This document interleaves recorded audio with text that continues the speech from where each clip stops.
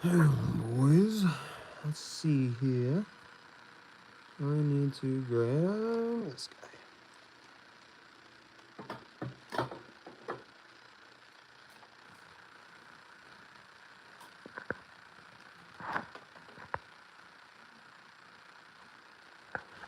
Oh, shoot.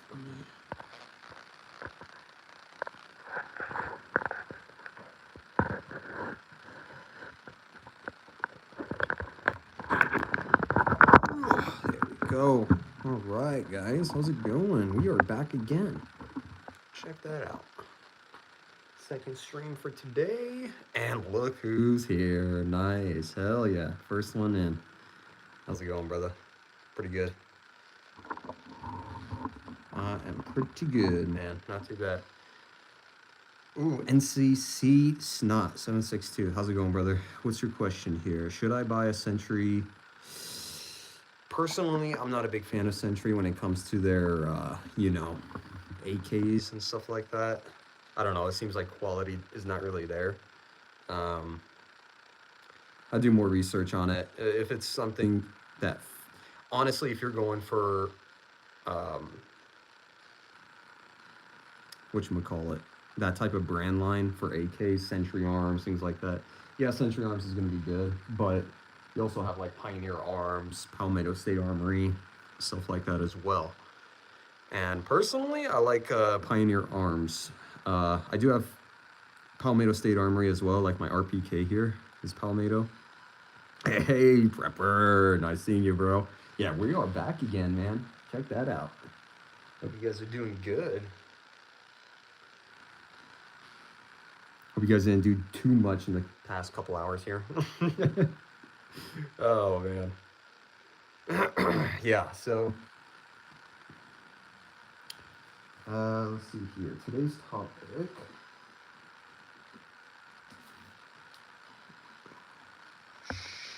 Let's see here.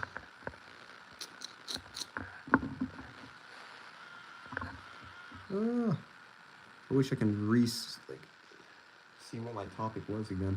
Do something interesting. Oh, are we safer with guns? That's what I was going to talk about. Are we safer with guns in this country or not? Is it safer to have more people with guns than not to have guns? That's a good one. Oh man. Someone says AKs. I'm still needing to get one. May get a PSA crank for fun. Yeah, dude, for sure. Do it. Those are absolutely fun to mess around with. Plus, you can do a lot of things with them too. Surprisingly, the AK world is starting to become a little bit more modular. Yes, there you go. There's the right answer I was looking for. An armed society is a polite society. Yep.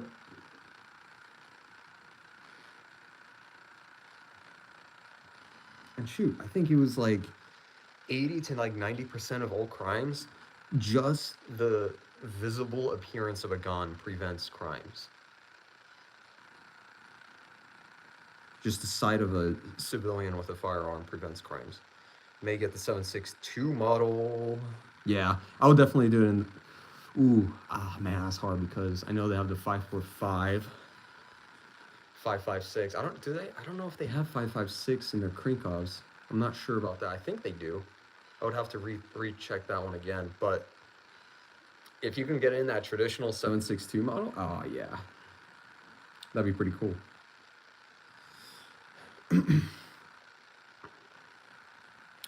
Just wonder how that recoil is going to be with such a short barrel. I've never really shot 7.62 by 39 out of pretty short barrels. I think the shortest I've gone is like the regular 16 inches. Anything else is like 16 inch on up for 7.62. They do have 5.56 Krink, 5.54, 300 Blackout, and 7.62. Yeah, they got options, man. That's what I love about Palmetto State Armory. You have options. And of course the price. You can't beat the price. Prices are decent. It's not too bad. And they pump out pretty good stuff anyway, so I'm pretty happy with their company.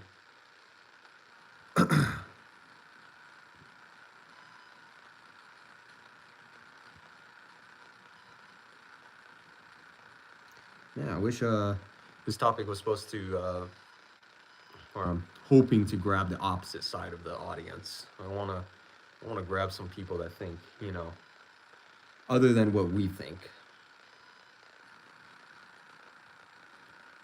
I do have 556 green cuff, yeah.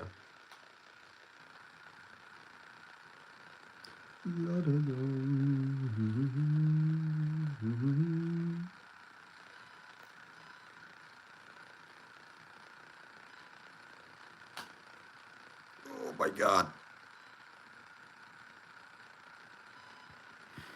Let's see how many more people we can get in here. I want to get a good amount. So, like I said, guys, definitely stream this stuff, share it with people. Everything and anything, guys. Get the stream out there.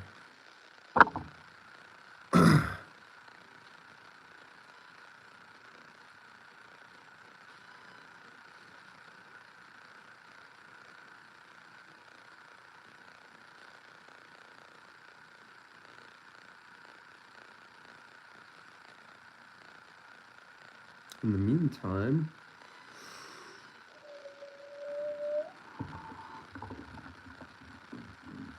I should know some gun statistics off the top of my head, but it's been a while since I've really looked into all the statistics and like what's really going on. Especially, I don't know if things have updated on that matter. I'd have to check and see what the rates are and where we're at in terms of like gun violence and stuff. I'm sure it's amped up. There's been a lot of stuff going on. It's been in the hands of the wrong people. Hi, there we go. There's Armory. How's it going, man? Welcome in. Hope you're doing good. Just getting the stream started, so we're just now, as you know, the topic, it's more statistics based. So I want to know what you guys think about it. Kind of arguments you guys dealt with in the past. I wish I can capture some of the opposite side of the audience though for this one, because this one's very it's very subjective or objective based towards that audience, I would say.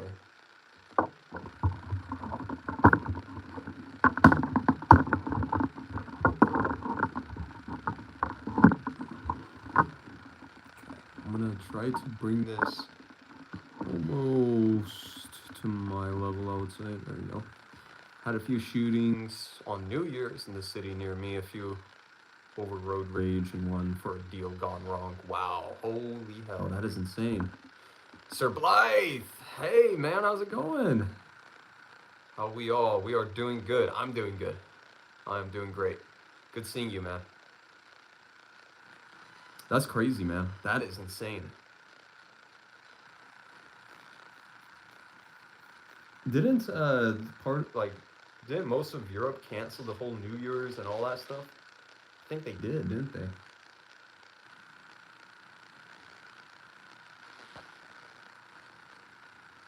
Life doing good.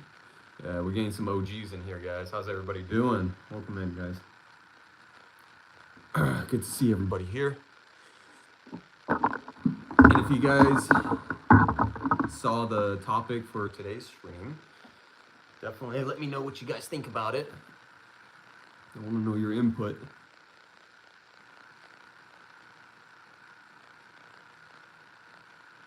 Blythe, how you been, man? Anything new? Anything cool going on with you?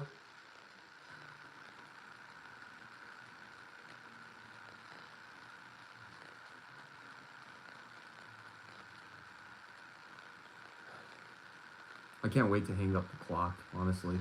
I want to be able to hang it up and make it look nice. All handmade too. We didn't. It wasn't bought or nothing. It was all. Those are actually my rounds too. Well, the 7.62 obviously, but the other ones, yeah.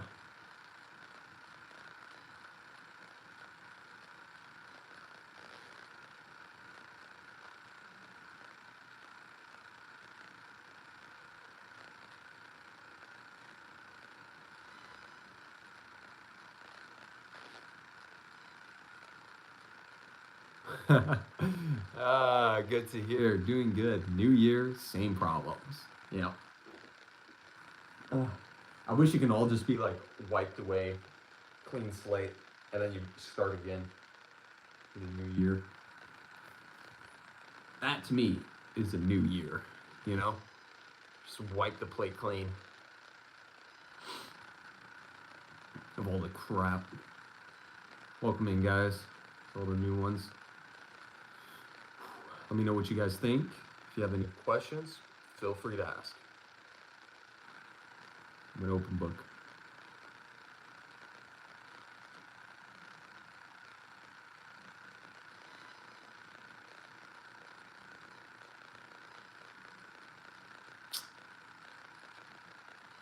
Hell yeah.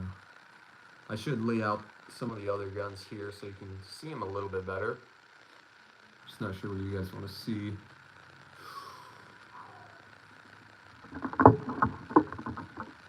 God.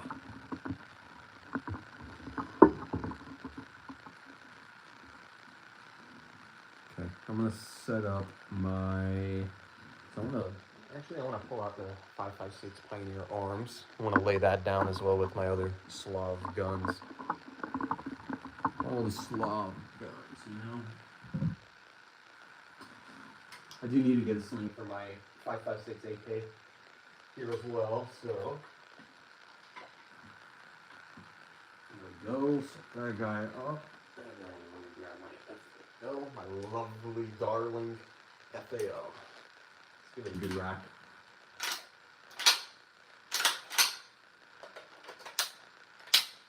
Wow. Got a little bit of an echo in here. So it kind of reverberates a little bit more, you know?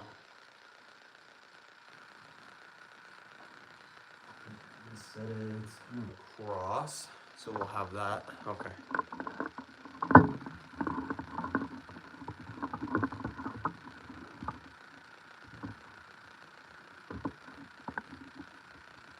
Yeah, there we go. Cool. Okay. Hopefully that's good. I'm probably gonna back this up a little bit more so we get the SKS in there. Oh yeah. All right. I'm just ready to do upgrades on my Colts when I get it. It's going to be put at Danny the Fence rail and guard, Wilson combat, flat wire buffer spring, and a few other things. It'll take time on the build, but worth it. Yeah, it is. Take your time with it, build it up good. There you go.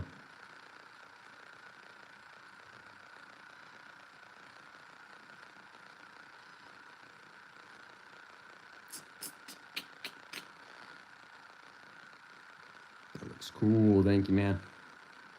I really want to hang that clock up. That's something I want to hang up. It's right above the guns, you know. Give it a good look.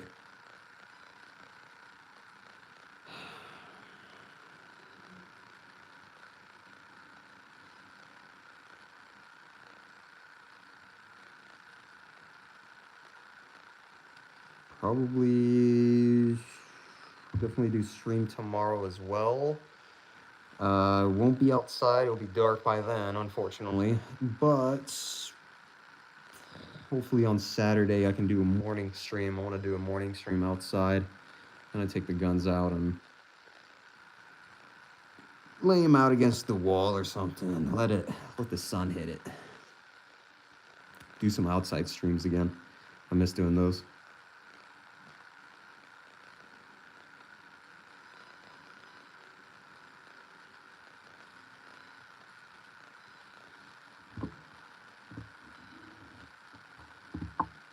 There we go. Yo.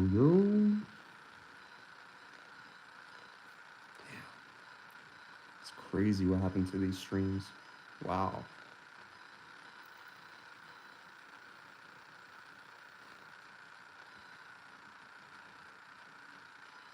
Crazy what happened to these streams.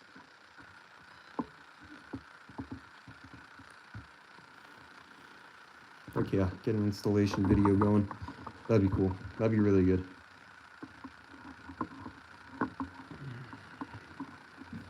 Ow.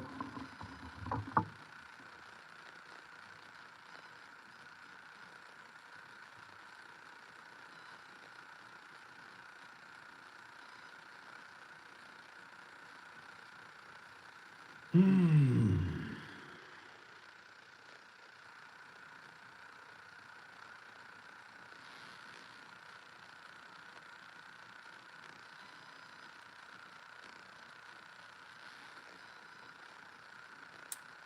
a shame, man. It's an absolute shame.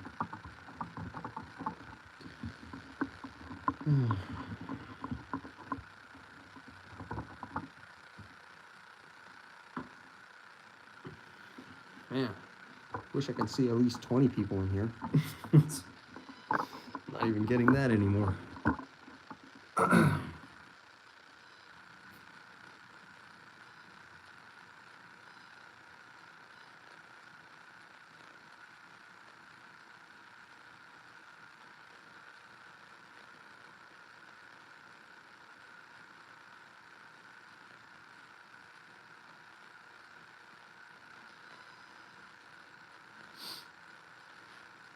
Okay. Saturday. I haven't shot in over a week. I'm gonna tell you what, man. I went shooting yesterday, I think. I think it was yesterday, 2 days ago. I don't know. Wednesday. I think it was Wednesday. Went to go shooting. It's just sucky. Just have to stress about ammo and worrying about, oh my god, am I gonna have enough? This and that, and it's just stupid. But did some shooting, not too bad. Took a couple videos and stuff, so some of that stuff is most of that stuff is posted on my Instagram right now. Yeah, we did. Prepper, we did. Focus, no way. How's it going, brother? Good seeing you again. Oh man, I haven't seen you in a long time, bro.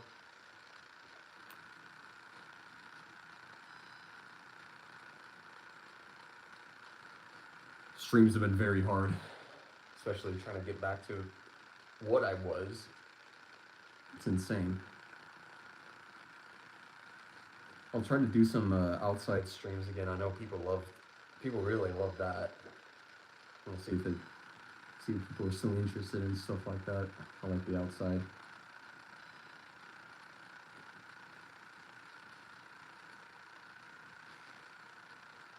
That's good. We got most of the OGs in here, man. Got a lot of good people, man. Never failed me. Never failed me. You guys are awesome. Every single one of you. To all the ones who just joined, how's it going? If you guys have any questions, ask away.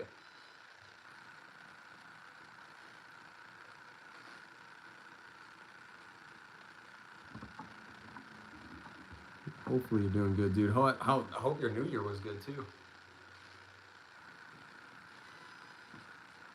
It's your boy Pablo. No way. What's up? No way, dude. How's it going? It's been a minute. I feel like you've been in the stream a long time ago. I feel like I recognize that name. Thanks, brother. Same to you. Going well, man. How you doing? Everything's solid, bro. Everything's solid. Trying to get the ball rolling again on the streams. Get that rolling hard. I think at the same time, with every difficulty that's going on in my private life, and then on top of it, not getting monetized by YouTube, and then on top of it, just not having the funds enough to buy the ammo that I need to make the videos again. So my YouTube literally just went into lockdown pretty much, and haven't done anything with it much, including the streams too, because, well, who wants to keep looking at the same thing, right? So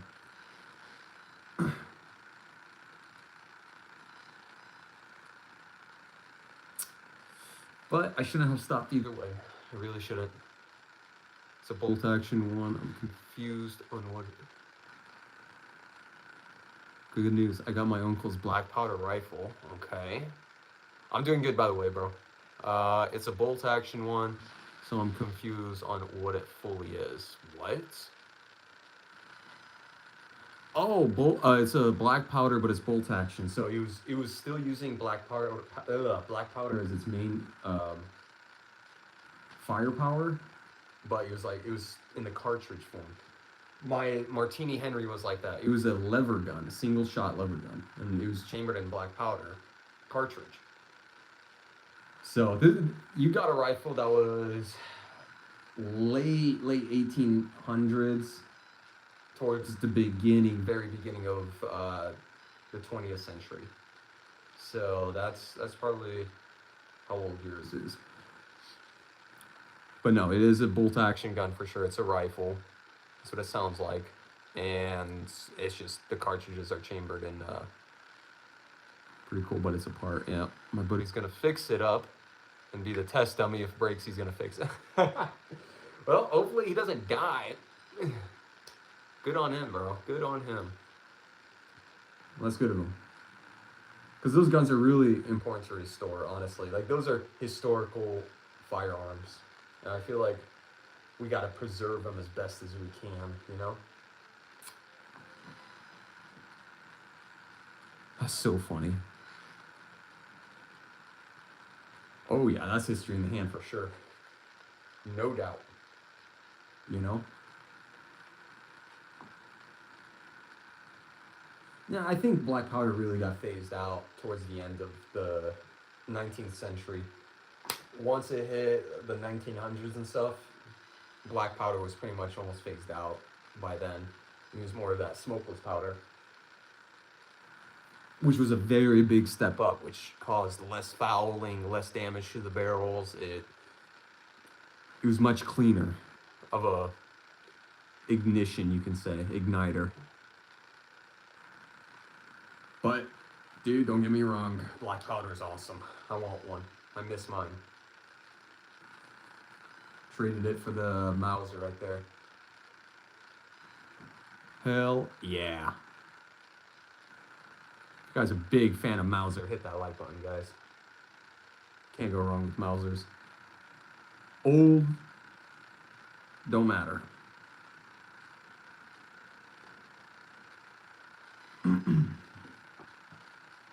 Imagine if they started producing what was it, like a modern Kar 98K.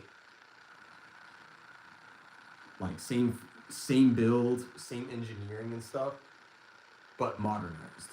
I wonder how good that would be.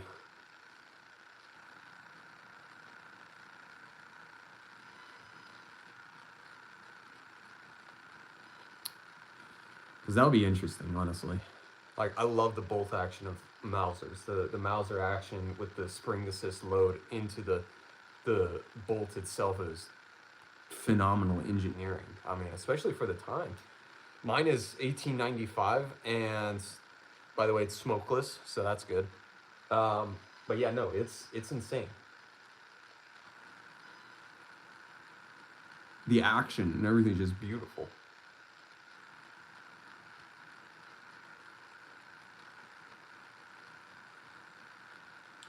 Let me go ahead. I'm going to lay out the Mauser, because since we're on the topic of the Mauser, I just want to lay it out. I enjoy staring at it. It is beautiful. My clock. There we go.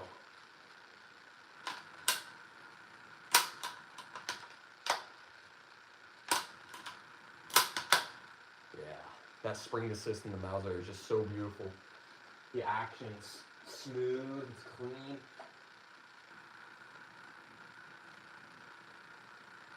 There we go. All right.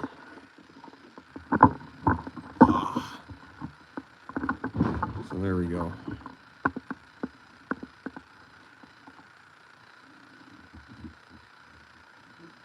But the iron sight's broken and the trigger guard is cut. My uncle was awesome for real.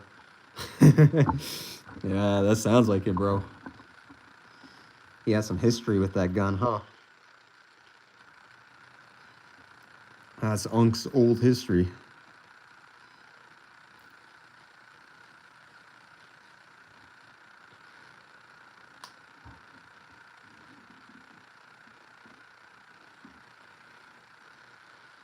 It's really cool, man. I love these Mausers. I'm going to take you guys off my mount here, so it's definitely going to be more unstable, but I want to give you guys a better close-up on the Mauser here. So, metal butt plate. Definitely don't see that. Wood, dark wood, absolutely beautiful. The finish on it's gorgeous. Very minimal dings and scratches. A lot of them, you can see there's one right there. There's a little ding right there. A little one right there as well. But overall, this gun is in immaculate condition. The only modification that the previous owner told me about was the bolt itself here. You can see that it's bent. So the guy blowtorched it, heated it up, and then he bent it downwards. Gives it a little bit easier way of gripping it. So I think that's like the only degrading thing that's been done to it. Everything else is original. What's interesting is no military markings, nothing whatsoever. Absolutely clean. Which is signs of Spanish. It's definitely Spanish for sure. By the way, guys, if you want to tape up or put leather or anything like that, I did a substitution from leather with this stupid goon tape right now, but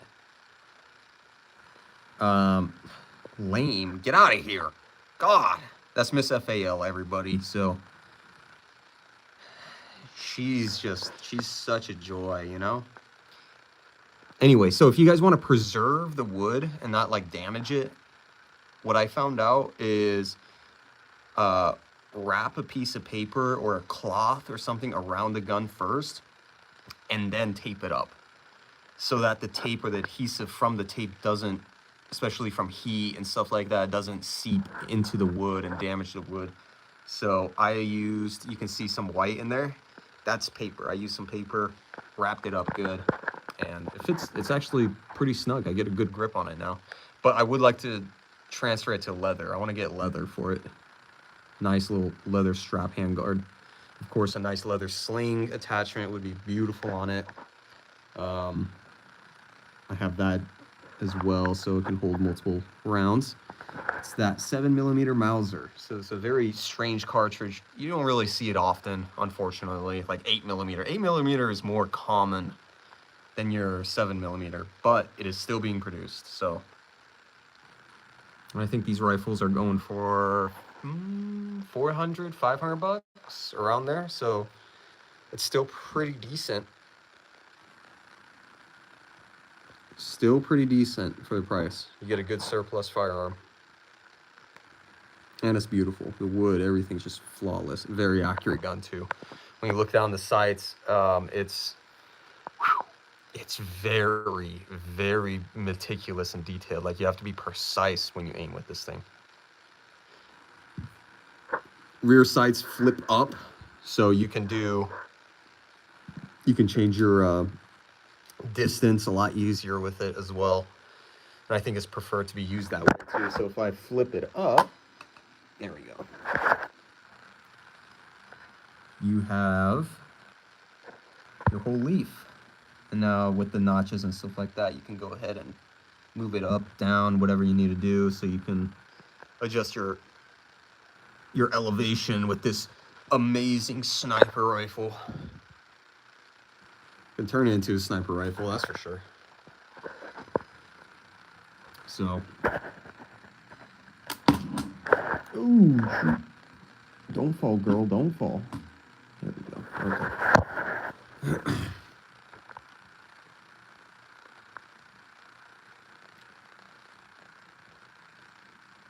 See, it's just my peep toes. Stop looking at my toes, woman. Toe picks, guys. $10 each, okay? $10 each. Gotta pay a subscription to get some good toe action, okay?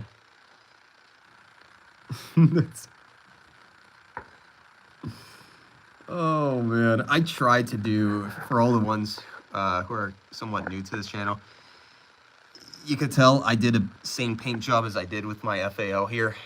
As you can see, she's not really a paint job anymore, but it's definitely seen, it's been through a lot for sure. I did the same thing with the Glock, but constant wear, you can see it's just showing its regular color again. Welcome in, guys. We got some stuff here.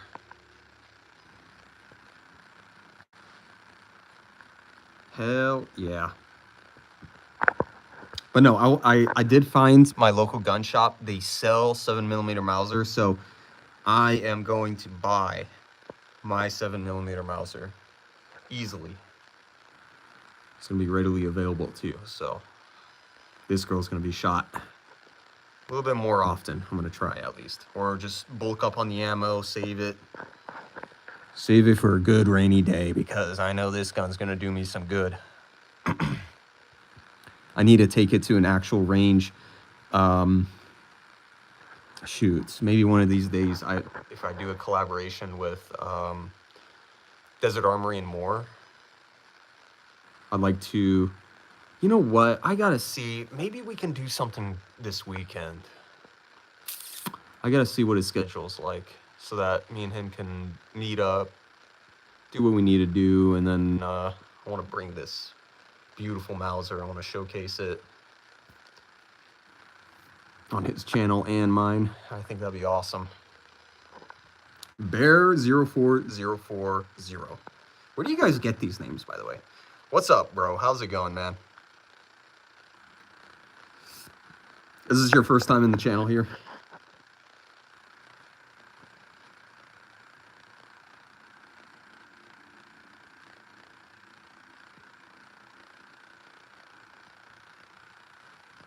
Gotta love the East German Makarov, guys. This thing's fine. No, I'm subs. Oh, hell yeah, dude. Well, shoot. Welcome back, man. I know, it's been a long time since I've really done my stream, so a lot of people that have subscribed and stuff like that, I just can't, sometimes I just can't even remember. And there's a lot of you awesome people, too, so. Hell yeah, bro. Well, it's good seeing you, man. I'm glad you're able to catch my stream on time. That means a lot.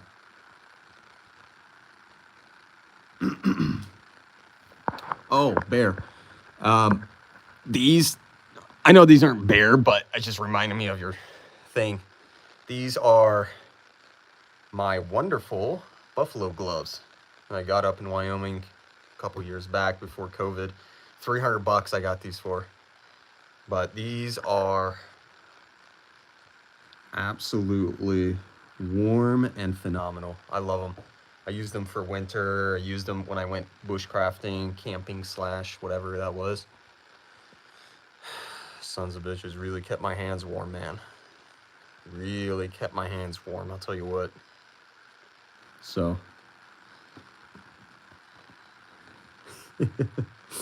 I don't know why. Those gloves were an absolute splooge buy back then. I was just spending whatever.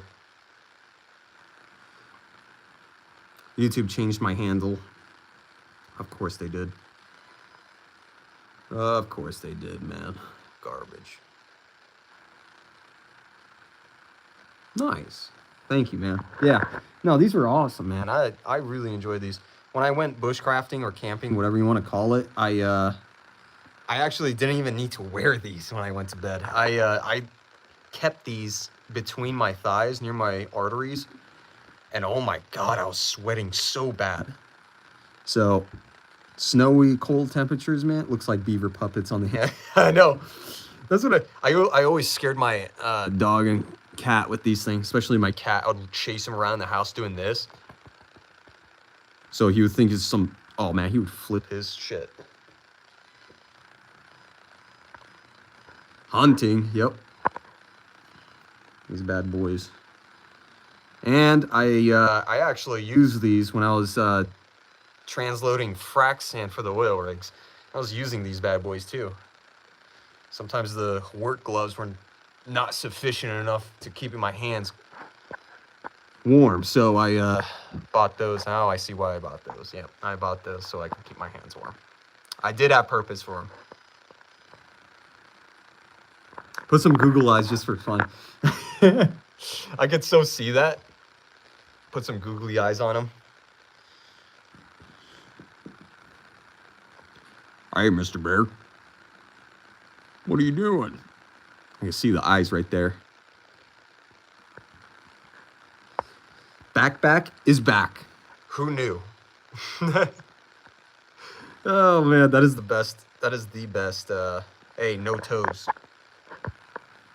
That is the best thing you can ever say, man. My guy back. He's back.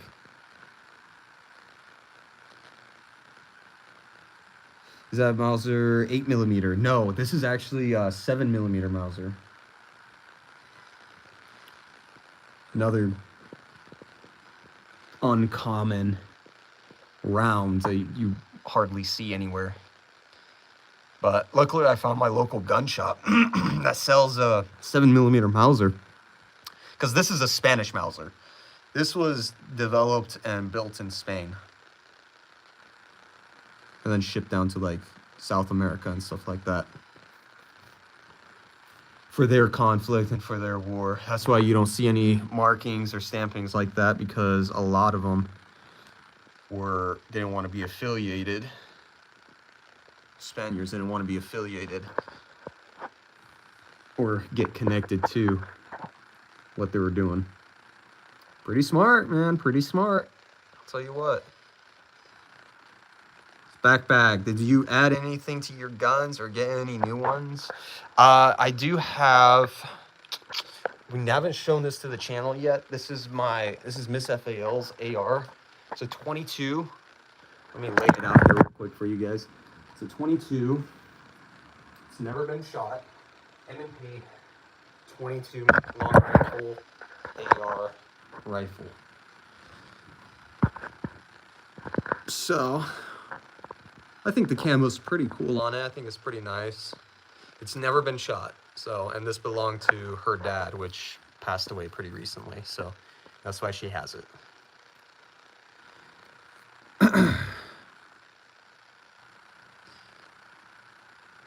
They went all over the world. Yeah, it's interesting. The story of the Mauser, man. They produced so much of it, and it was shipped out to so many parts of the world. That's crazy. It is honestly, genuinely crazy. And I believe some parts of South America or so, they still use the 7mm Mauser as their ceremonial rifleman, or their rifle itself. Nice camouflage. Yeah, I know. That's what I said too. I was like, dude, this is actually a very good camouflage. Paint job on it is nice. You can tell this thing has never been shot. Look how spick and span. Not a single piece of dirt in this thing. Barrel's brand spanking new. Nothing's been shot out of it. It's phenomenal. I like it. So maybe one day I can get some shooting videos on it, see how accurate it is.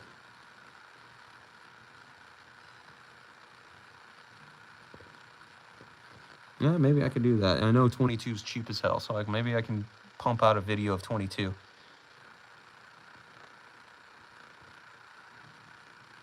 Yeah, so this guy's pretty sick. I like him. Snake skin. Hell yeah. Oh man. But of course, like with these guns, there's really nothing I want to do with them other than optic and suppressor. Optic and suppressor. That goes for majority of the guns here. Like with my FAL, absolutely. Optic and suppressor. Now I got the optic down, I just need suppressor. So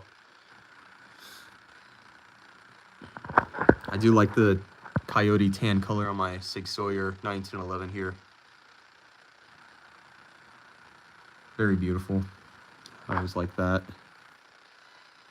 Do you run a PC? Dog, do I run a PC? Absolutely, man. Absolutely. Also got half sword up. If you guys know, you guys know, okay? I hope some of you guys actually play this demo. It's a game being developed right now, and it is based on HEMA, which is a old medieval way of fighting. And it's pretty fun, actually. It pisses me off half the times, but it's actually pretty intriguing. Real physics, real stuff. Like, it's awesome. I think I've only seen you with a rig.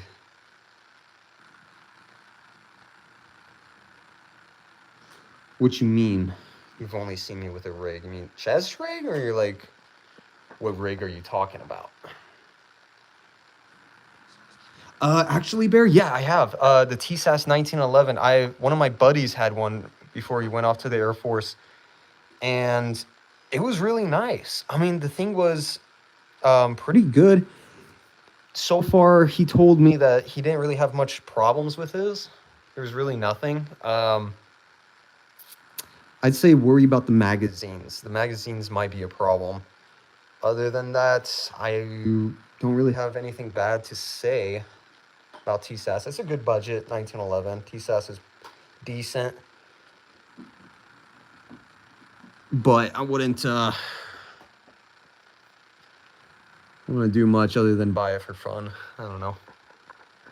If you want a real good 1911 Colt, Sig Sauer, go to those guys. They have some really good 45. I mean, that's if you're looking for like 45. Now, if you're into the 1911 style with, you know, the 9mm, you know, like Prodigy and 2011 and things like that, absolutely. Those are really cool too. I had the joy of shooting one not too long ago, and it was a joy, honestly. Air racking it and everything. I was like, no way. Is it a Turkish or German 98? It is a Spanish, actually. ZR builds. I wish it was a Gavir 98. That'd be sick. But no, it is a Mauser, though. It is part of the Mauser family. It's just a Spanish Mauser, developed and built in Spain. What was I going to say here? I always use Wilson mags for my 1911s. Yes, Wilson mags. I was going to recommend those. ZR builds. I did, talking about Mausers, I went to my local shop and I did see a Turkish Mauser 8mm. Beautiful, by the way. $230, man. $230. Here you go, ZR builds. I know you can't see it, but here it is. So if you look over here on the receiver and stuff, you can see there's no coalition, no stamps, no nothing. The only thing modified to this whole setup or this whole rifle was the previous owner took a blowtorch, heated up the bolt itself pretty hot, and then he bent it down. So now it's more of a traditional bolt action in the sense that, you know, it's a traditional Mauser action, you can say. But before Mauser even did the bent bolts, he was a straight bolt, like the Mosins, you know. And I wish he was a straight bolt, you know, like historical wise, I wish he was a straight bolt. I think it would be a lot more physically appealing, I would say. But it works pretty good with the bent bolts. Like it does, I can pick it up pretty quick with it. Orimus Pro Invisum. Hello, how's it going? Dude, I love that name. Hell yeah, good seeing you guys. Right now we're just, so yeah, to all the ones who are just joined in, we're just talking about history. We're just talking about the guns. If you guys have any questions on this stuff, jump on in. I enjoy talking like this. Yep, beat you to it. Yeah, that's right. That is right, Build. Yeah, the bolts should be straight. Absolutely. I have a marked 1893 with a straight bolt and an 1898 dated bayonet leaning on the wall beside me. Oh, nice. That is nice. Orimus, what is your favorite 1911? If it's not the traditional military Colt 1911, it's honestly going to be my Sig Sauer Scorpion Emperor 1911 right here. This guy is beautiful. Absolutely beautiful. Yeah, Bear, those are very well sought for. The German Kar 98s. I think the one I saw at my shop was 2K, 2,500 or something. Why do people buy vintage guns? Very good question. Yeah. Yeah, dude, they're honestly very fun to shoot, and it's a different experience from shooting something like an AR or something modern. You still get the same adrenaline dump with like a modern gun and stuff like that, but when you shoot an older gun, like for example, when I had my Martini Henry, and I posted a video of one of my buddies shooting it a long time ago, when I had it, I had a Pattern A Martini Henry from the 1800s, right? Black powder, everything. Nobody, the ammo was super expensive. 20 rounds back then was $200. It was super expensive. And I remember the first time shooting it. You know, it's different. When you're in the snow and shooting like an AR and stuff like that, it's a different feeling. You feel sharp. You feel modern. You feel a sense of quickness and agility and efficiency, you know? But when you move to like a Martini Henry, like what I did, and my first shot out of that thing was in the snow, it's a different vibe because you're holding a gun that generations have held. It's not about how old the gun is, but the people behind who built that gun. They're no longer here. The time and effort they put into building that gun, finished. Those people are gone.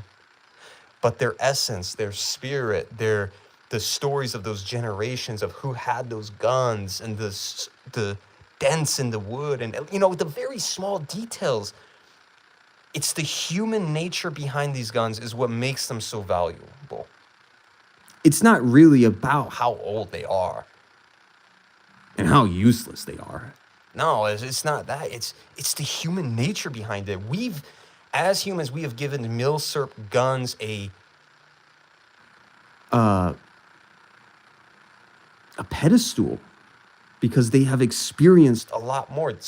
Half of these guns in my collection, guys, are what? 10 times older than any of us. They're older than your great-great-grandfather. Now, how cool is that to have something in your hands that's lasted that long and is in today, 2026, sitting against your wall or in your hands? And it's still shooting. Like, you know how cool that is?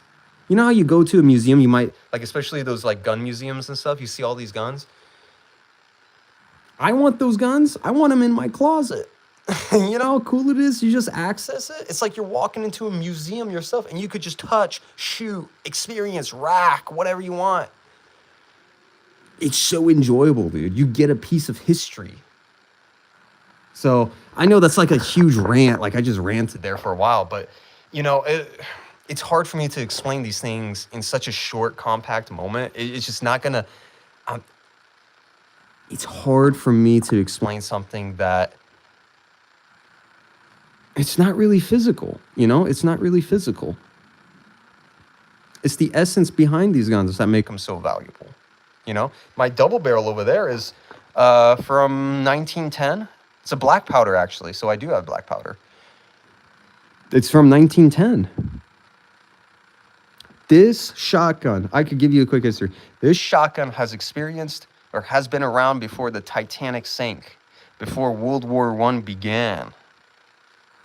This shotgun was in some farmer's hands somewhere, God knows where. Might have been in some shop for sale, brand spanking new. Who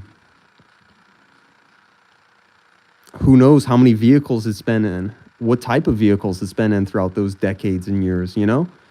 Like this gun was around from the beginning of the 20th century. It was around before Bonnie and Clyde were walking around. Hitler wasn't even born before this gun was made. You kidding me? Stalin, all these guys. Holy hell, man. No, actually, no, Hitler was born before that guy. He was born in the late 1800s. So he was around for a while. But my point is, these guns have been around sometimes longer than any of the prominent people that you know in history. So that's cool, man. That's cool. Yeah, and thank you for correcting me there. Yep, ahead of the curve again. I was like, wait a minute. No, he was born in the 1800s. I forgot.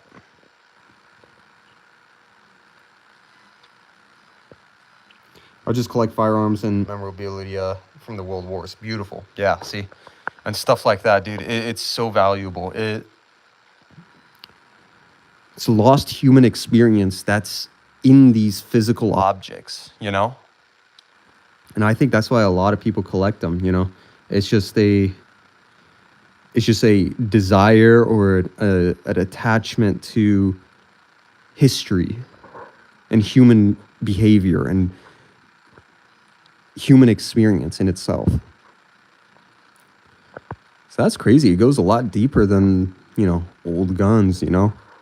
And majority of people see it like that. But of course, this is my perspective about old guns. Now, there's thousands of different perspectives on why people collect, you know, older stuff.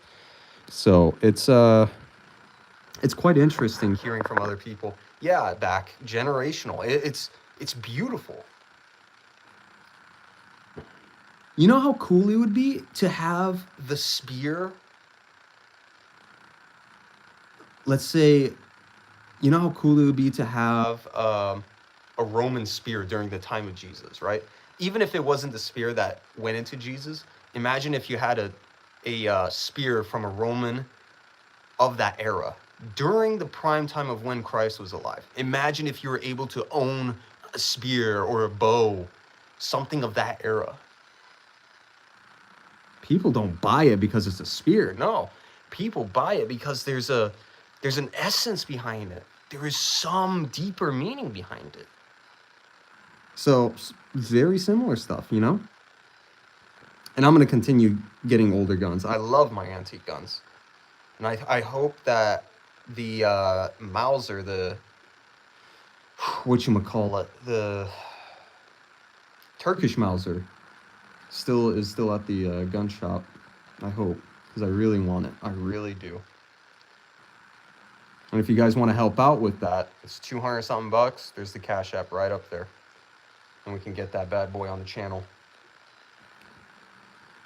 Because YouTube won't monetize me, and I won't be able to develop the channel normally. Mama Bear is calling me. Gotta run. Have a great one. Get out of there, brother. Tend it. Have a good night, man. Good seeing you, bro. I'll be on tomorrow night as well, so stop in again. It's good seeing you, man.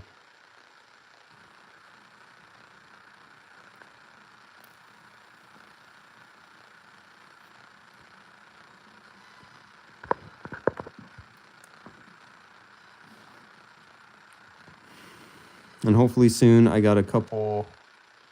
So far, I have a couple private clients I'm going to try to develop in the meantime so I can have straight income, straight cash getting put into my back pocket. And then I can use that stuff to as well help out with any firearms, things like that we want to get on the channel, as well as supporting, you know, you guys supporting merchandise and all that stuff as well. So if you guys want hats, they're here. They're going to be cheaper, though. I'm not going to charge up the ass for these hats, but... okay. So, yeah, these are the developmental hats right now. Have you shot any of those simulation guns? No, I have not. I don't think so. All right, mother. Pink one's yours. I've got a couple stocks for Turkish Mausers. Don't own one myself as they aren't my interest. I've got 3 Gavir 98s and 2 K98s, Yugo M48. That's just a Mauser. It's beautiful, man. Yeah. I don't know. I'm a big fan. I really want to...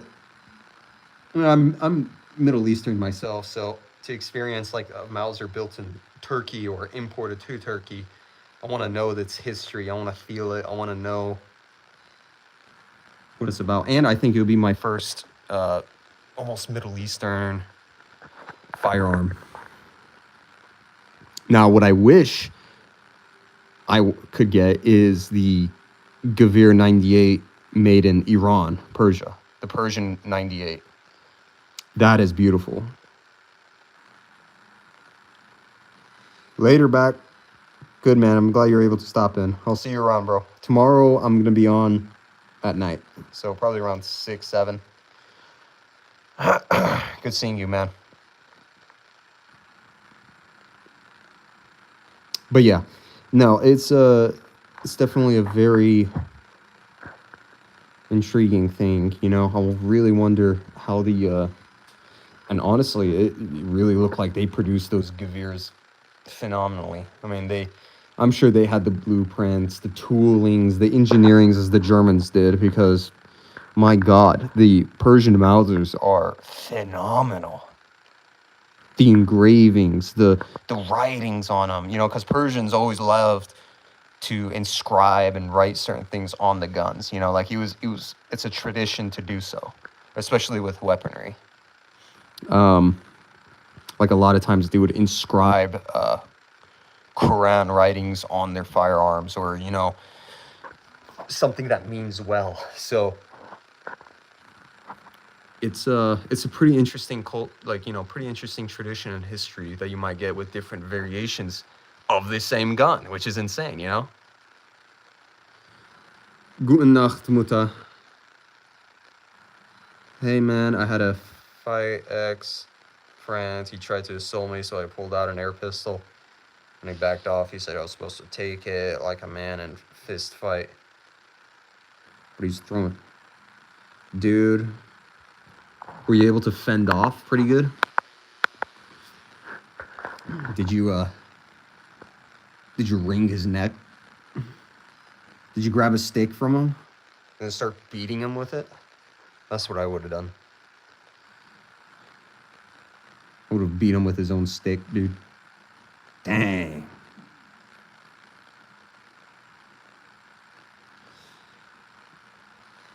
Oh, running back to he said I was supposed to take it like a man, fist fight.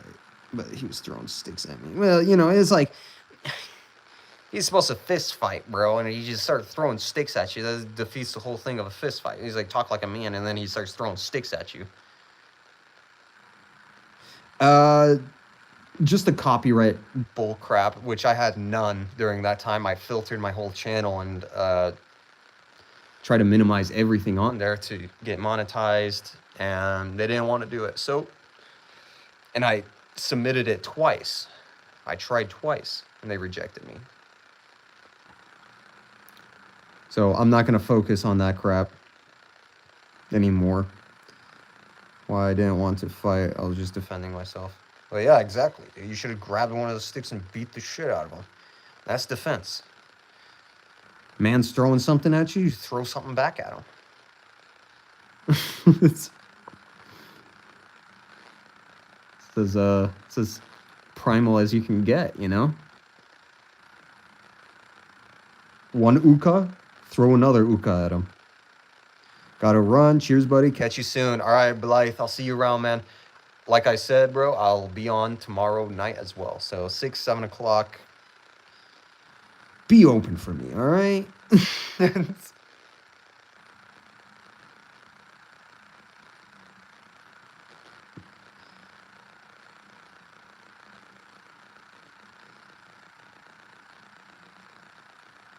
I don't know if he had a deadly weapon.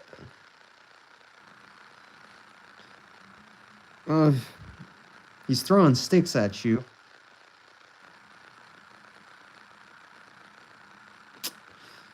Man, I want to know the whole story, dude. Now this got me intrigued.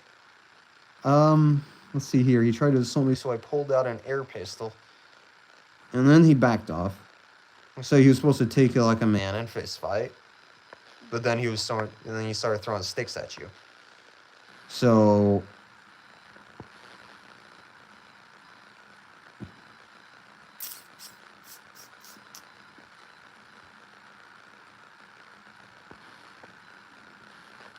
I doubt if he's throwing sticks at you, bro, I doubt that he had anything deadly on him.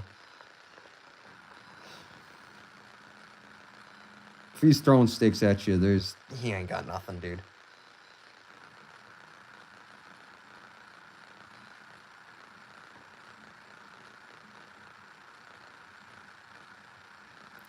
He was trash talking to me about my family. Yeah, well, People like that, it's like they don't even deserve a punch. They deserve like a good, solid, open hand slap, you know?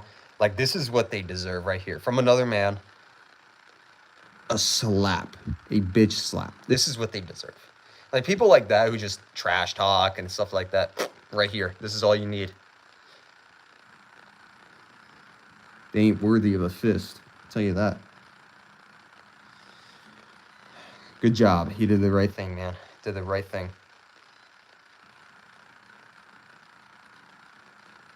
But just know, God doesn't want anybody defenseless or sheep. He didn't create sheep. He created shepherds. He created, you know, strong shepherds. So, you know, if he was throwing sticks at you, and, you know, it's like, if it's for a religious purpose and stuff like that, and it's like, it's best to leave it to God's hands when it comes to that stuff. If it's intentional because of what you believe in or whatever, let God handle it. Let him do whatever, pretty much. Just promise. Trust me. This is why all the Christian martyrs and stuff like that did, you know? They didn't fight back. For 300 years, they didn't fight back. You know?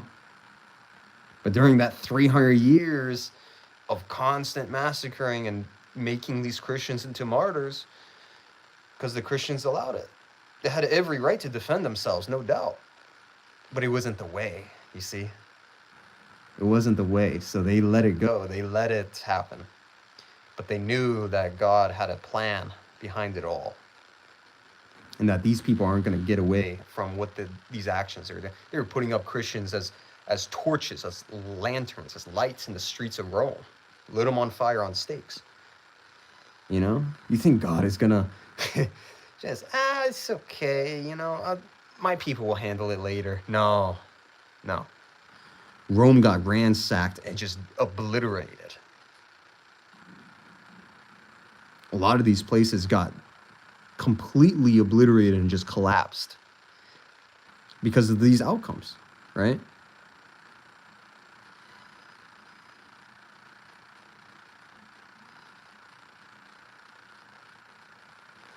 Yeah, see. Somebody just crumple them up like a piece of paper, throw them in the trash, man. Throw them behind your back. You don't need those people. You don't even need to hear their name. You don't even need to talk about them. It's finished. Seen anything about the major protests in Iran? Yes, I have. It's like their 16th bajillion protest, bro. I am so tired. You know, the only country that I've really seen do so much goddamn protesting, but they haven't done anything, dude. Nothing. It pisses me off of what's going on in Iran. They're like, you know, like they have revolted. They have protested against this stupid regime so many times, bro. I mean, so many times. They suffered so much. And then what happens? They give up and then they go back home and then, you know, then they get restricted even more. It's always some BS, dude. They always half-ass it. So it's like, I see them protesting right now and stuff, and I'm like, oh, cool. Well, I'll give it a couple months before they give up and quit again.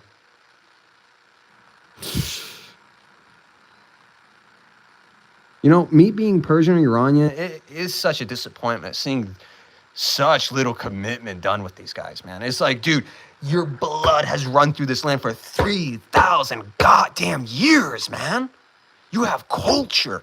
You have sciences. You have a society that's been built by science, by math, by beauty, by spirituality. I mean, Iran was the centerpiece and the envy of the world, man. And look at them now. Pathetic. Absolutely pathetic. خیلی ضعیف شدن. Meaning they are gotten so goddamn weak, man. They have gotten so weak. It's pathetic seeing them.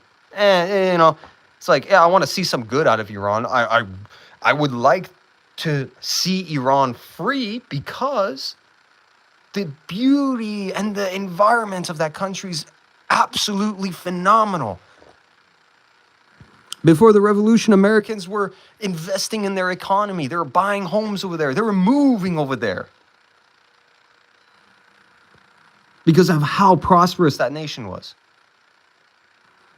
And that was what, 40, 50 years ago? Imagine what Iran was like 3,000 years ago when you had Cyrus the Great, Xerxes. Well, not Xerxes. He was a piece of crap. You're talking about Dariush, you know?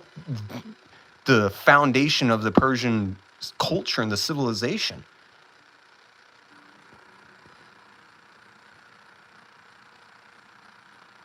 Cyrus the Great being so great, he was written in the Old Testament.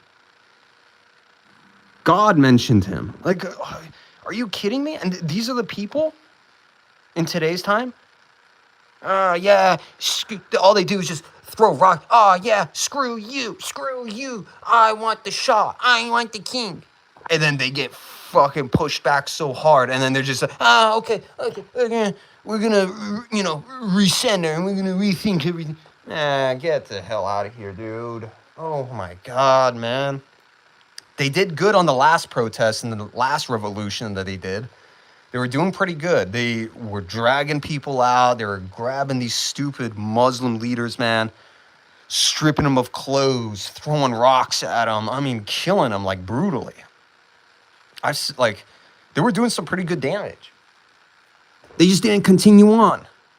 They got too weak. They got too tired. Oh, Lordy, Lord, man. I just can't. It's almost like every year there's some type of protest or revolution going on over there. Every year you're going to see something. And it's never it. It is never the year that they actually take over and bring Iran back to its glory days and yada, yada, yada. It's just not there, dude. Hey, Strapped, how's it going, bro? Happy New Year. Good night. Later, Bob. Good seeing you, man. But yeah, ZR it's just a subject that I'm just exhausted from and just angered by because, I mean, granted, I haven't talked about it, but it's pathetic what I'm seeing, man. It is so pathetic. Where are the balls, man? Like, you already tagged a couple of the akhuns, the mujtahids. You already tagged them and killed them. What makes you think if you stop now, they're just going to relax? Oh, okay. Yeah, no, you're good. We're going to give you some freedom now. No, dude. They're going to strangle you. They're going to come after you. They're going to throw your body in a cement maker full of formaldehyde with the rest of the other protesters. Come on, man. You're telling me not a single one of these Iranians have been able to grab a rider's shield, vests, maybe some guns, something, Instead, they just fucking keep grabbing rocks like goddamn apes. Oh, God, dude. Anyways, that's what I think about the major protests in Iran. So, good question, bro. Didn't mean to rant for that long, but very good question.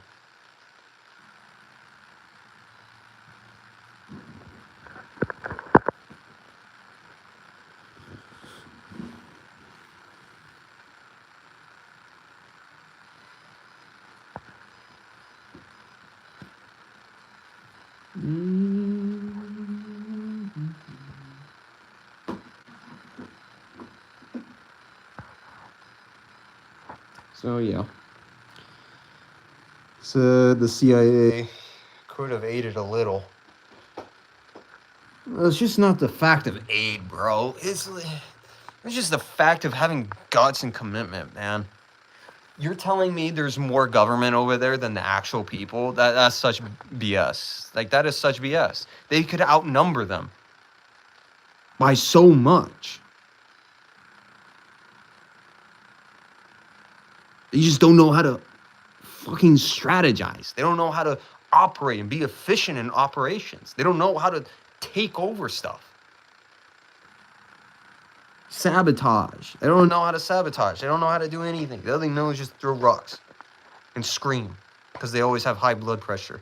That's all they do. Yell, scream.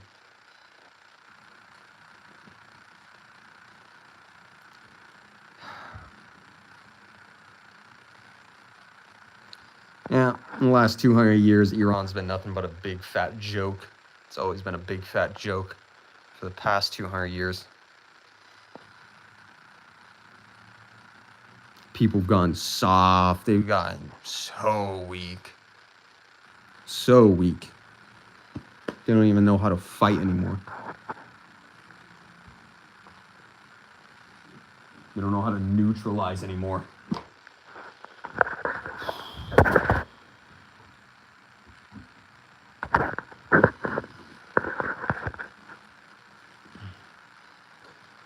After long time podcast. How's it going, bro?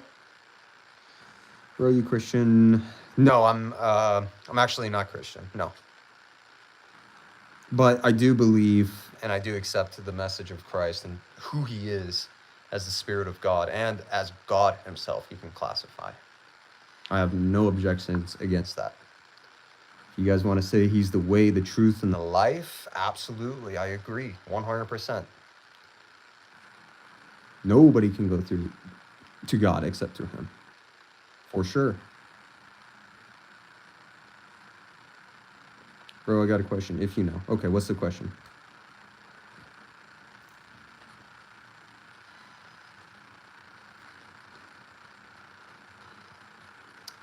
Yes, God is all-knowing.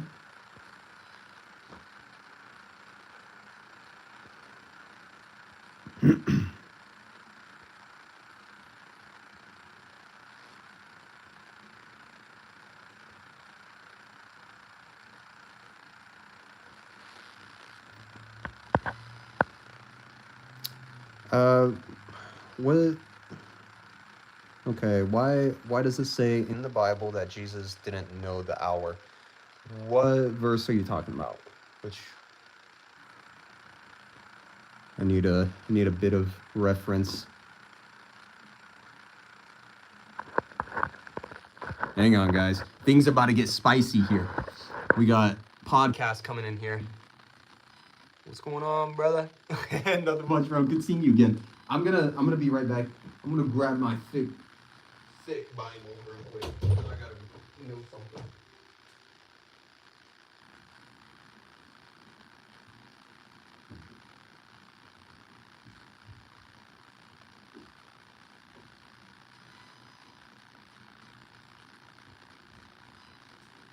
All right, guys. Things about to get serious, podcast. Things about to get real serious, dog. Oh. Let's see here. What do you say? So Matthew 24:36 and Mark 13:32. So Matthew 24:36. If we go to, damn, it's been a while. Matthew 24:36. I know Matthew is such a small book too. Wow. Matthew 24:36.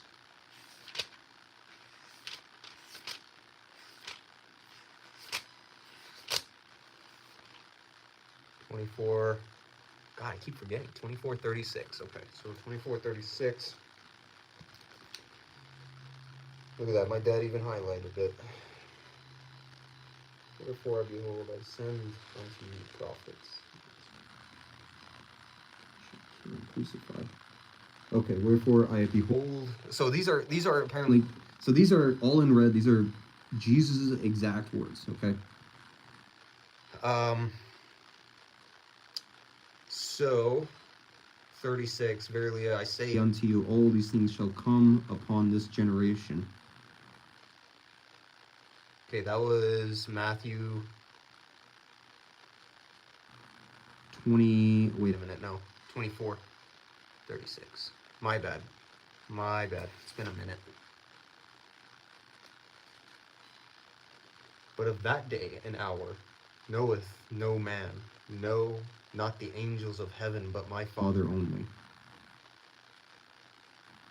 Well, that's saying that. By the way, when it comes to interpretation of the Bible, I do not emphasize and I do not approach the Bible in a literal standpoint, in the sense of physical, like things being physical, in the sense like second coming of Christ being physically coming down from the sky and the clouds and things like that. No. These things, even Christ is even said, he said, these are, I speak in figurative languages. I speak in tongues. These are all tests for us, right? If it was all literal, like let's say this scripture, this interpretation is literal, okay? All right, so this is literal physical understanding of it. Well, if it says that Jesus is going to come down from the sky and all that stuff, then why does it say there are things like 500, 200 to 300 times, I think, Christ mentions that he will return and everybody will be asleep and that you need to be awake. You have to be on alert. If we have to be on alert and be awake and ready and stuff like that, then why is he saying, oh, every knee shall bow and every eye will see him and this and that? It doesn't make any sense. Why should I be on alert? Why should I watch? See? And so that is one flaw of the physical interpretation or the literal interpretation of the scriptures itself. Now, of course, there's literal things in the Bible, like historical wise, there's certain things that's written. But when it comes to the prophecies themselves, he speaks in the terms of tongue. He speaks in the term of old.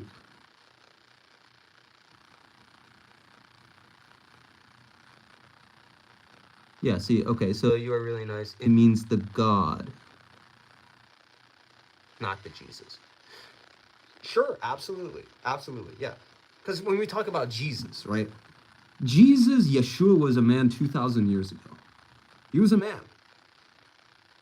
Physical like me, he had flesh, blood, bone. He had to use the bathroom. He had to sleep. He had to talk.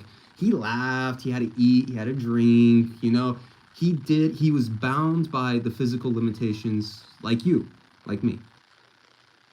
But in the terms of Christ, right? This is what makes the man Jesus eternal. It was the Spirit of Christ that went to him. Right?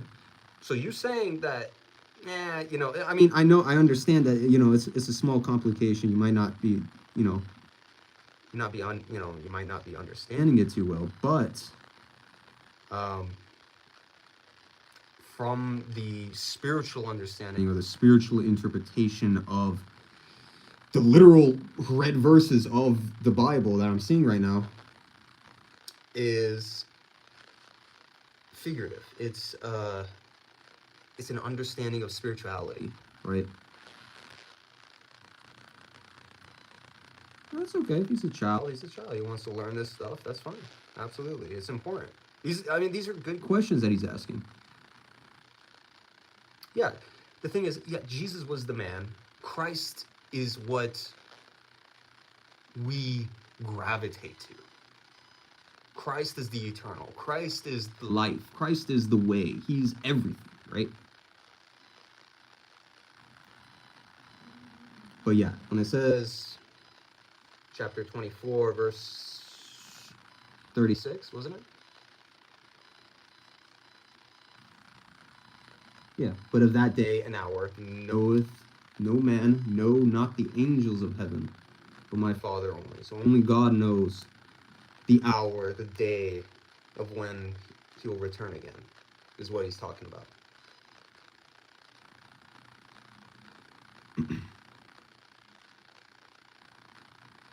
And if you look in Romans chapter 8, verse 6, it says, to be carnally minded is death, but to be spiritually minded is life and peace. let's put that verse into perspective here. And if we take it as a learning curve, to be spiritually minded is life and peace. To be carnally minded. Now, what is carnal? Carnal means physical. Carnal means flesh. It means literal. It means, when I'm looking over here, I can see my gun. I know that's my gun. My gun is sitting there. That's literal, right? That's carnal. That's a carnal thought. I can see it. But to be spiritually minded is life and peace. Now, I always ask myself, I'm like, well, what does Christ want from me? Does he want me to be carnally minded, even for my day-to-day life? Or does he want me to be spiritually minded, which is life and peace? And if we take that mentality, and let's say we apply it to our normal daily life, it's major improvement. But on top of it, he's trying to reiterate that you have to be spiritually minded, because this is the Spirit of God right here. Like, this is not a book that this is not a book made by some author in Barnes and Nobles, like, this is not a book that you can just read. Oh yeah, I get it. Yeah, I understand. Oh, so he'll come in as clouds, and it says that he'll, all eyes will see him, every knee shall bow. Okay, that's pretty understandable. Yeah. I'm sorry, but God does not confuse his people. He does not confuse his creation. If he would have put both literal and spiritual interpretations in the prophecies, oh, Lord have mercy, you would have confusion beyond measure, absolute confusion. And we already see that confusion in Christianity. We have over 50,000 denominations, plus more. God, that was a couple years back, too, when I first got the statistics. That's 50,000 denominations, 50,000 churches, 50,000 different interpretations of the Bible. And each one believes that they're the right church.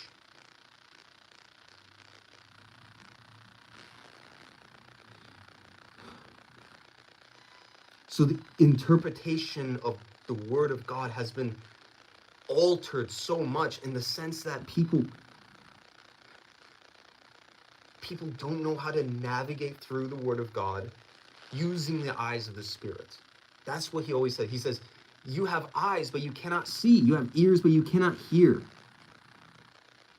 Meaning, you hear what I'm saying right now, but you're not really hearing what I'm saying through the spiritual eyes and the ears that God has given you, has bestowed upon you, has endowed you with. Caiaphas, one of the Pharisees of the Bible, he was the main Pharisee that executed Jesus, that had the order to execute Jesus. This man knew the Old Testament Bible inside out, word for word. And he still denied Jesus when he came. He denied him. And instead, they slapped him across his face and spat at him. Said, you're not the Messiah. Because you know why? They were thinking the Messiah is supposed to come down with his kingdom. Where's your sword? Where's your crown? See, they had that same literal interpretation. When Jesus himself, he was so poor. He was so desolate and poor. He didn't even have a cushion to sit on. He was out in the wilderness eating grass for sustenance. He was living in the wilderness.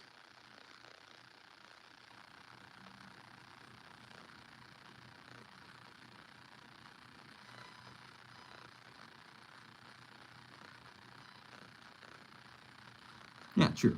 No, 100%. It's very similar to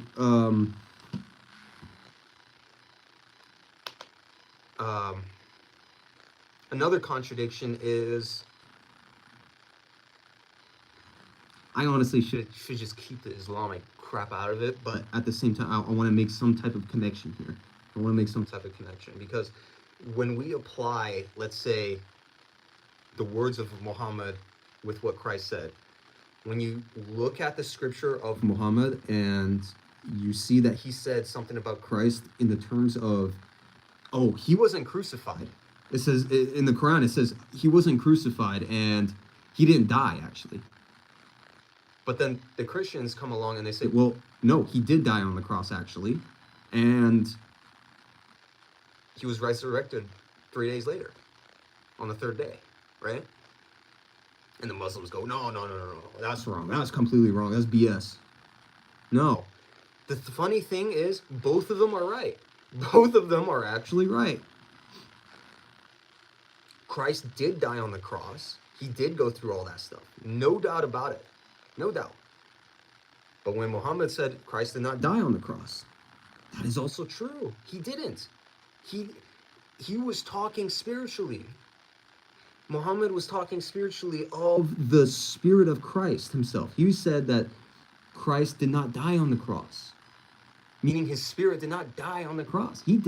Christ didn't really die. No, he didn't. He flourished after his death, actually. 300 years later, next thing you know, his Christianity, his religion has spread through all of Europe. Africa was loaded with his teachings and his knowledge. Christ didn't die. There's no way. If Muhammad said, oh, Christ did die on the cross and this and that, then it's like he's denying the spirit of Christ. And it becomes a denial of spirituality, symbolism. Yeah, died for humankind, etc. Yeah, these things are real. So what I'm saying is, I'm using it as an example here, that the small, minute things that you might see in the Bible, don't worry about these things. What we should be worried about in the context of the Word of God is interpretation. It needs to begin with the interpretation. You have to pray to God. You have to pray to the Holy Spirit. Make sure you have the correct interpretation of when you read these verses. Christ came to spiritually develop us. He came for our spirituality. He came for our soul, right? So if that's the case, then we have to understand that, okay, I don't want to make the same mistakes as these Pharisees made, because obviously they failed at it miserably, and they decided to put their own Messiah up on a cross like dumbasses. So that's interpretation for you, and interpretation is bloody. It is very bloody. Millions have died. 2 denominations went at it bloody over the word Trinity. And these were 2 Christian denominations. Over the word Trinity, they killed millions.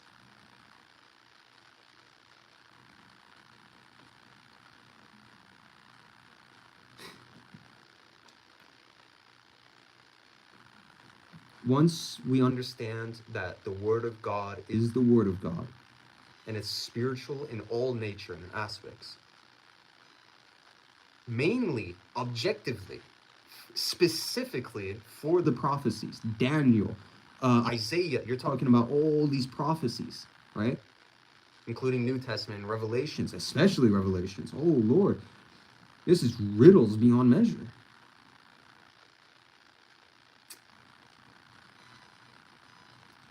We have to come in with pure heart, pure determination, and no interpretation of yourself. Nothing. Let the book speak for itself. Let it speak. Let the verse speak for itself. Don't fill your mind up with anything that's bullcrap. Find the spiritual. Search for the spiritual. You need to find the words. You need to see behind the words, not the face value of these words. Because otherwise, a 5-year-old can understand this stuff. Oh, second coming? I could give this to a 5-year-old. Okay, here's the second coming of Christ. How is he going to come? And he's going to tell me, oh, he's going to come in clouds. All eyes will see him. Every knee shall bow. Hunky-dory. And then we'll have, resurrection, like... A 5-year-old is going to tell me and believe the same thing. They're going to think that it's literal. So what makes you so different from a 5-year-old to a biblical scholar, for example, Caiaphas? somebody as knowledgeable as Caiaphas killed Jesus, but yet somebody as illiterate and as no education as somebody as the fisherman. I don't know if it was Peter or it was one of the apostles. He was a fisherman. He had no knowledge of reading. He had no writing skills. Don't talk about any of the other academic parts of him. He did not know any of it. I guarantee you, none of it. But yet he accepted and recognized who Jesus was. And he can't read, man. He can't read. That disciple could not read. So it's about the spiritual side of us as humans, as spiritual beings. We have to understand the word of God is spiritual. It is spiritual in nature, and it will forever be spiritual. There is no literal interpretation of prophecies and this and that. It's not structurally based. What's good, Christopher? What up, bro? We are called children of God and have to follow Jesus and be disciples.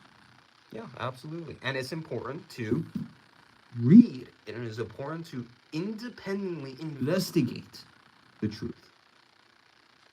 Don't look through the eyes of others. Don't use the tongue of others. Don't use the ears and eyes of others.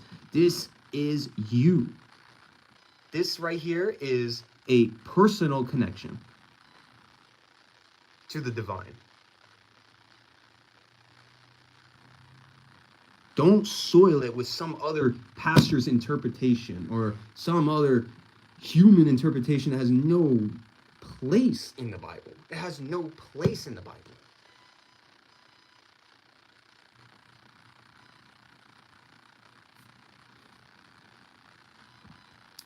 Got one question. So Jesus said to love your next ones. When you truly love somebody, you will defend and protect this person from harm and evil, right? Yeah, absolutely. Yeah, absolutely. Because that's God's justice. That is the allowable force of us humans to push defense and justice. And it honestly becomes a test for us. It's a way of God testing us to see if we would act upon justice. And he's the source of justice. So that's one of his characteristics. God is just. So if we can emulate or shine that attribute of God of being just, well, we're truly coming to the image of God then. Podcast. It's no mistakes. Okay? It's no mistakes. This is what you're seeing as mistake is mistaking by interpretation of it. There is no mistakes. There is no controversy. Any controversy that you see in religious books, especially the Bible, because it likes to get targeted a lot, there is truly no controversy in this book at all. None. Okay? None. The only controversy you might come across is because you're using literal interpretation. You're trying to understand it literally. Right? Like with that verse. You're trying to understand it literally. Like, and God knows, but Jesus doesn't know. Right? And you run into these little hiccups, these little details that become so complicated and it just doesn't make any sense anymore after a while. You get so lost into your own interpretation that you lose the main focus of it.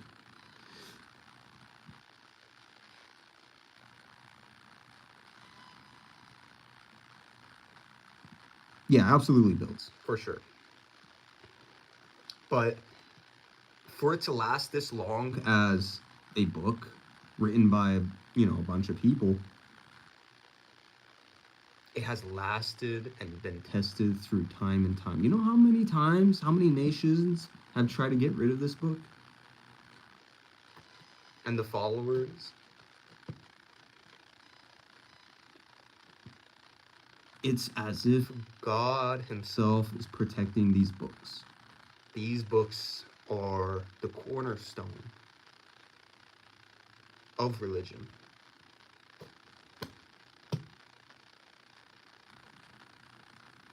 And you can't really wipe the word of God off the face of the earth. It's just not going to happen. And you see, it proves itself. It literally proves itself through time. You can't stop it. No matter what you do, you can't stop it. Heck yeah, nice. I was going to read it when I knew that I don't have mistakes, but when I gotta know that I have mistakes, then it's a waste of time. Yeah, see? And it's not. It is not a waste of time. There's ways to prove the interpretation that I'm talking about, the true interpretation of the Bible. There's ways and examples of going about it to explain it and show it without my own crap in there, without my own ideology or my own beliefs or anything like that. I don't need to implicate any of that stuff. I can just let the Bible speak for itself, and it's perfect explanation. Perfect explanation. Like I said, I'm not Christian. I'm not a Christian at all.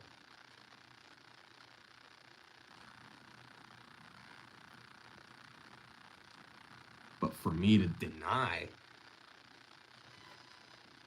this, or to deny the deity or the Spirit of God or Christ himself, I'll just be denying my own belief, my own religion.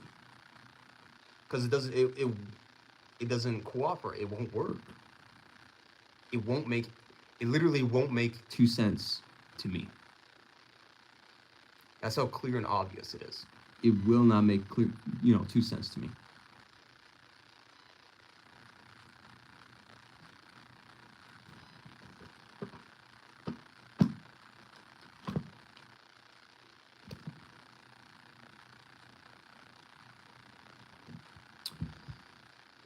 Thank you, Christopher. Thank you, bro. Appreciate it. Check it out. Being straight and real with you. And yeah, dude, it's part of debate. I've had debates. I've talked to Christian scholars. I've talked to experts of Bible studies. I've talked to regular Christians. I've talked to fanatics. I've talked to wishy-washy Christians. I've talked to every single person you can possibly have a debate with or talk to about spiritual things or religious things. And that is the one thing I have always come across as a debate, is proving the return of Christ and its prophecy, proving that prophecy with these Christians. Because as what I believe in, I believe that he has already returned, and he has brought the new name, new spirit, and made the promise of God that he made throughout all these books. Not only do I believe he's the return of Christ, but I also believe that he is also the father of that son. That's a very big statement, and it's a statement that needs to be backed up by a lot of verses, by a lot of proof, right? So it was a war that I've confidently fought in. Absolutely. Yeah, it's emo K-pop. Yeah, do you like the emo hair? Does it fit good? No, I'm in that stage where my hair is long, but it's not long. And it just sits weird now. Look at that. It just sits weird. Hey, made it back. My app crashed. What I miss? Nothing much, dude. It just became a Bible study for the last 30 minutes, maybe. Which is pretty good. I have not, it was actually more of a, Bible study, I would say. Not a debate. It was more Bible study.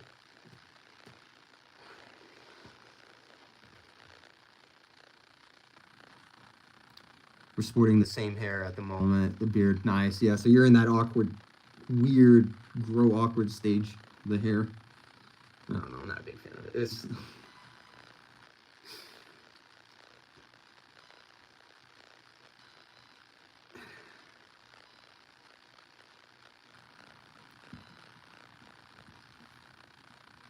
But yeah, no, those are some really good topics, really good questions to ask, and it's really important to ask these questions. And for me,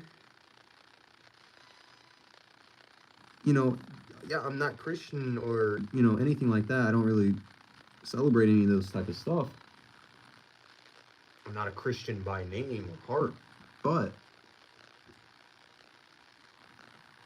I always want to help people understand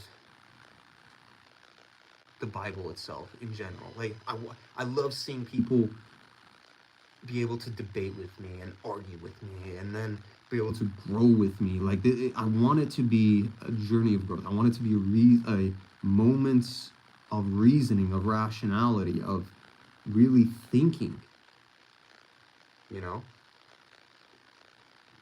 And I want Christians to be stronger Christians. I want them to be freaking strong.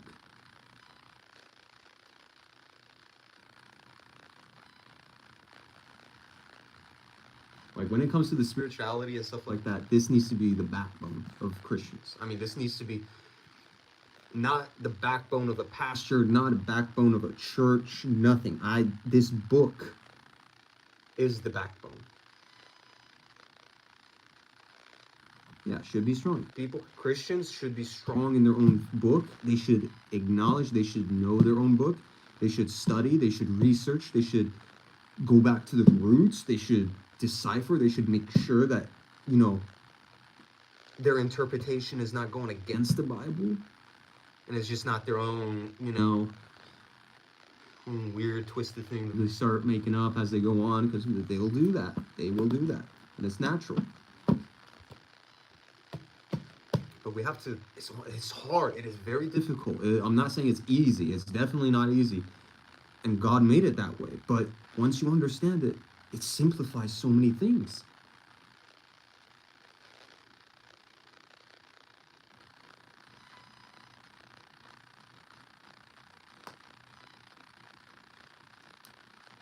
Yeah, see, there's so much confusion. And you see, a lot of those things are old laws, man. Like, in the Old Testament, it says, to stone women or to stone people who don't have this or that, enslave this person. These were social laws. These were social laws that each manifestation or each messenger of God brings. They always do that. Always. There's point me to, this is why every single religion contradicts each other. This is the essence of why they contradict with each other. It is so obvious. It's the social teachings. Every messenger brings two sets of teachings. One social, one spiritual, right? Spiritual side, that never changes. That's always constant. It's never ending and it's never changes. It's something that always sticks and it always remains, right? Social laws. These are the ones that change. These are the ones that contradict, and these are the ones that screw everybody's minds up for some reason. Yeah, Judaism. They stoned people. They did all these things. Is it right to bring it back into the, use it in the 21st century right now? No, absolutely not. It is not morally accepted anymore. It is disgusting. It is horrible. It is vile. It is cruel. It is inhumane. Right? But it was one of the social laws of God during that time. At some point, it was necessary. God found it necessary to do those things, right? And then Christ comes along. He says, no, we're done with that. Now I'm changing it. He changes two of the most sacred laws in Judaism.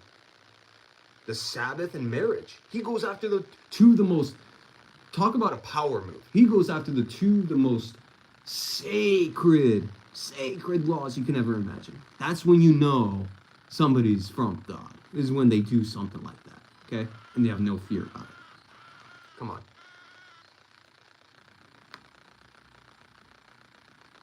No, I don't do TikTok. Nothing like that. Yeah, nothing like that. But yeah, no, see, Jesus came, changed two of the most important laws, and then he said, all right, we don't need to stone people. We don't need to be doing any of that. Nothing. We don't need to do that. We need to love each other more. Right? So the social laws changed, right? When Christ declared that those laws were obsolete, not necessary anymore, that's when he was done. That's when it became immorally wrong. Finished, done, whatever, finished. Right? He said, that's enough. We don't need to do that anymore. These are social laws, right? The Jew might come up to a Christian, oh, I could stone people. It's acceptable. It's so acceptable. No, man, it's not acceptable. It's not acceptable. You're hanging on to old social laws that were good 3,000 years ago, bro. Those are 3,000 years old. It's like drinking milk that's 3,000 years old. You think that milk's gonna be good for you, man? At some point, milk is good for your bones. It's healthy. It's viable. It's great for you. It's beneficial. But after the expiration date, it becomes poison, man. It becomes literal poison. Right? It's poison. And then we have Muhammad marrying shitload of people, man. Like marrying no other. Women. It was a social law. It had to be done because it was for protection of clans. It was a protection because Saudi Arabia was just nothing but savages. I mean, worse than African cannibals. These people were horrible. Non-human. Absolutely non-human. Believed in what? 365 idol gods or 360 idol worshipping gods like stones. He would sit there and worship it. And Muhammad said that's enough. He said that's garbage. Went to the Kaaba, tossed all that shit out of there. Said you're worshiping one God. Right?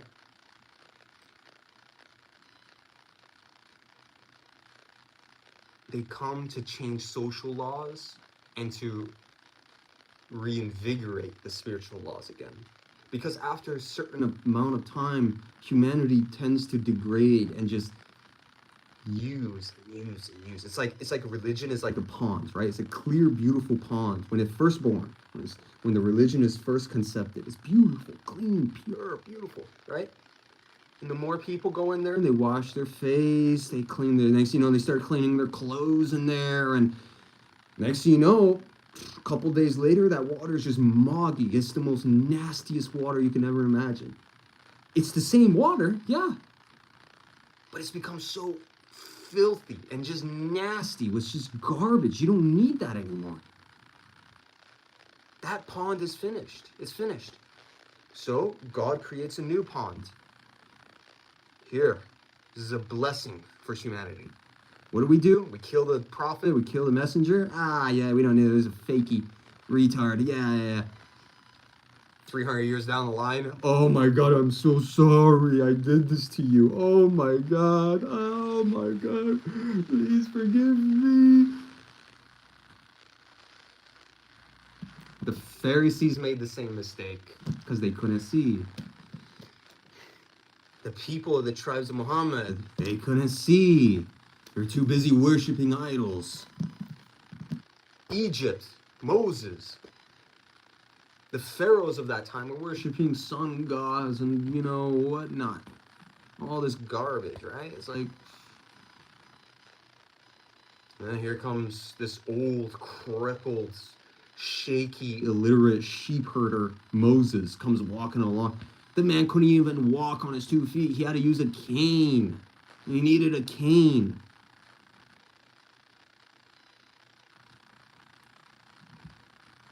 Like, come on, guys. Like, when you look at the whole picture and start making the connections, you're starting to see, like, holy shit, this is actually constant. And humanity has constantly made the same mistake with each and every single messenger.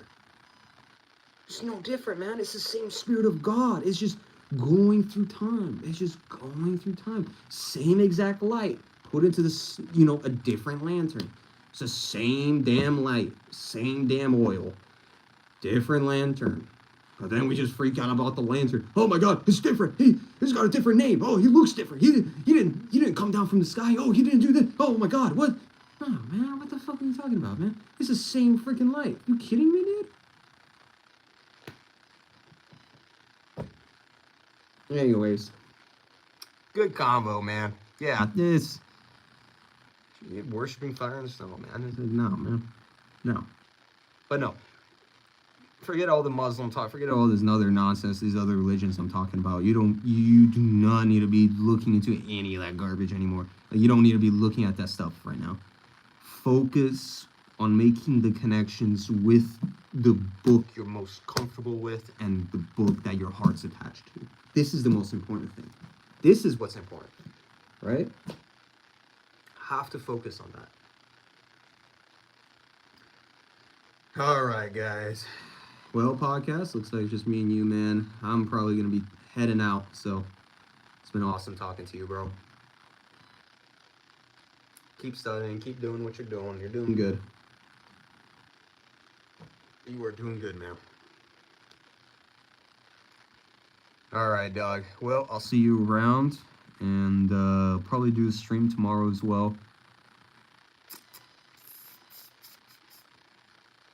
It's a very good stream today, so appreciate the questions, man. I appreciate your input and your comments. Like, this stuff matters to me.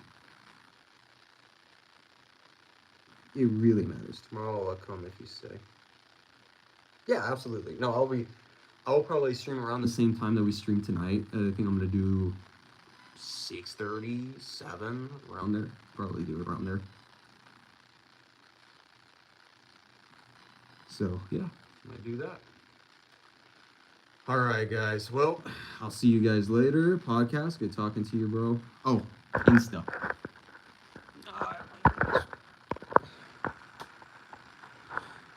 Instagram is right there. Tactical Defense Arms 9. I'd say just take a screenshot of that and then you can add me on there.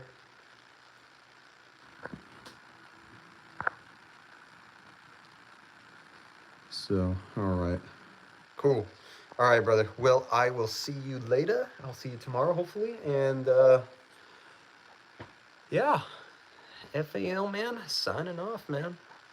Stay safe, stay strapped. Hell yeah, the Captain America shield. Later, bro.